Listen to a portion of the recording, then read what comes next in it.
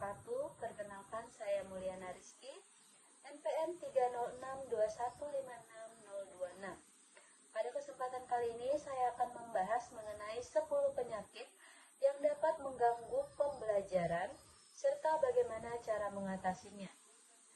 Video ini dibuat untuk memenuhi tugas mata kuliah pembelajaran anak berkesulitan belajar, dosen pengampu Dodit Enggar Wibowo, MPD. Baiklah, kita akan bahas yang pertama, yaitu disleksia. Disleksia merupakan gangguan belajar spesifik yang ditandai dengan kesulitan dalam membaca, menulis, dan mengeja. Anak dengan disleksia sering kesulitan membedakan bunyi huruf, menggabungkan huruf menjadi kata, dan memahami makna yang tertulis. Yang kedua yaitu diskalkulia. Diskalkulia merupakan gangguan belajar spesifik yang mempengaruhi kemampuan seseorang dalam memahami konsep matematika. Anak dengan diskalkulia mungkin kesulitan menghitung, memahami angka, ataupun memecahkan masalah matematika.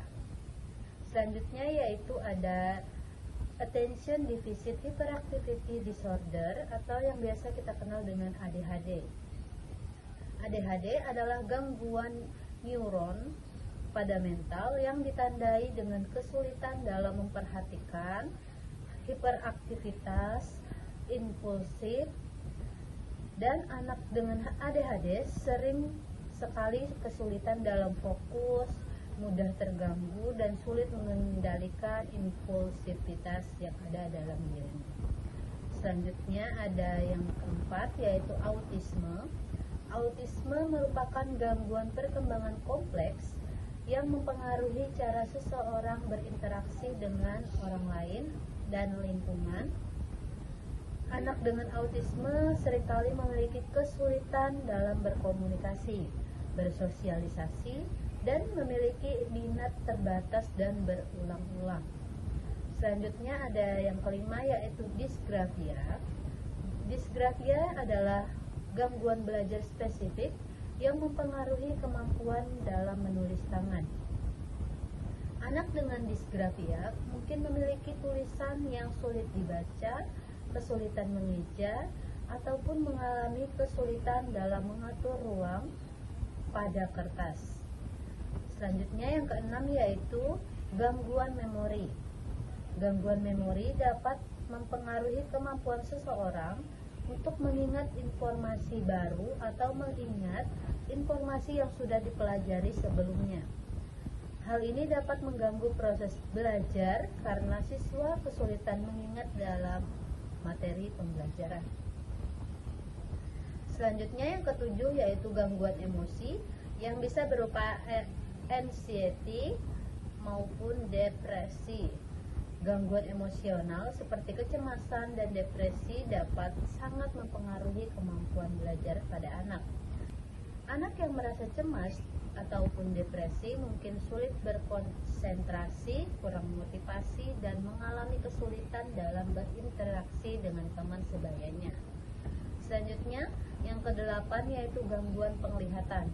Ini cukup umum dan sering kita temui di kelas-kelas, yaitu gangguan penglihatan seperti rabun jauh maupun rabun dekat ataupun astigmatisme dapat membuat siswa kesulitan membaca materi pembelajaran yang ada di dalam papan tulis maupun di dalam buku. Selanjutnya ada gangguan pendengaran. Gangguan pendengaran dapat membuat siswa kesulitan memahami instruksi yang diberikan oleh guru ataupun dalam hal berinteraksi di kelas. Hal ini dapat menghambat pemahaman materi dalam proses pembelajaran. Selanjutnya ada yang terakhir, epilepsi atau AYAN. Epilepsi adalah gangguan otak yang menyebabkan kejang berulang. Kejang dapat mengganggu konsentrasi dan menyebabkan kehilangan kesadaran sehingga mempengaruhi proses belajar. Jadi, bagaimana cara mengatasi 10 penyakit yang telah saya sebutkan tadi? Nah, di sini setiap gangguan memiliki penanganan yang berbeda-beda. Penting untuk kita berkonsultasi terlebih dahulu kepada dokter atau ahli yang terkait untuk mendapatkan diagnosis dan penanganan yang tepat. Beberapa pendekatan yang bisa kita lakukan itu antara lain yang pertama terapi. Di sini disesuaikan dengan diagnosis tadi, ada juga terapi bicara, terapi okupasi, dan terapi perilaku kognitif.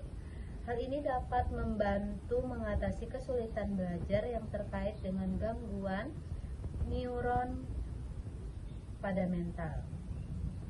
Selanjutnya ada pendidikan khusus.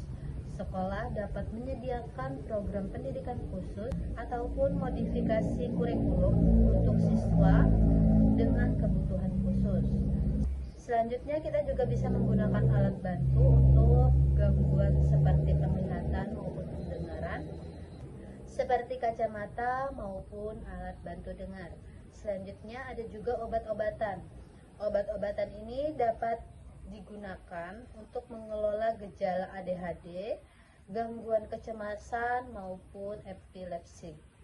Selanjutnya kita juga sangat membutuhkan yang namanya dukungan dari keluarga. Dukungan keluarga sangat penting untuk membantu anak-anak dengan kebutuhan khusus agar mereka merasa aman dan nyaman dalam belajar. Baiklah, itulah penjelasan yang dapat saya berikan mengenai 10 penyakit yang dapat mengganggu proses pembelajaran serta bagaimana cara mengatasinya. Seperti yang kita tahu, kita tidak bisa memukul rata cara untuk mengatasi segala gangguan tadi. Kita harus menyesuaikan kebutuhan anak, kondisi anak, dan juga kondisi lingkungan. Serta tidak lupa pula kita untuk selalu menjalin komunikasi yang baik antara guru dan orang tua agar kita bisa memberikan pelayanan terbaik kepada anak-anak. Hal ini perlu dilakukan agar tujuan pembelajaran tercapai dengan baik. Baiklah, sekian video dari saya.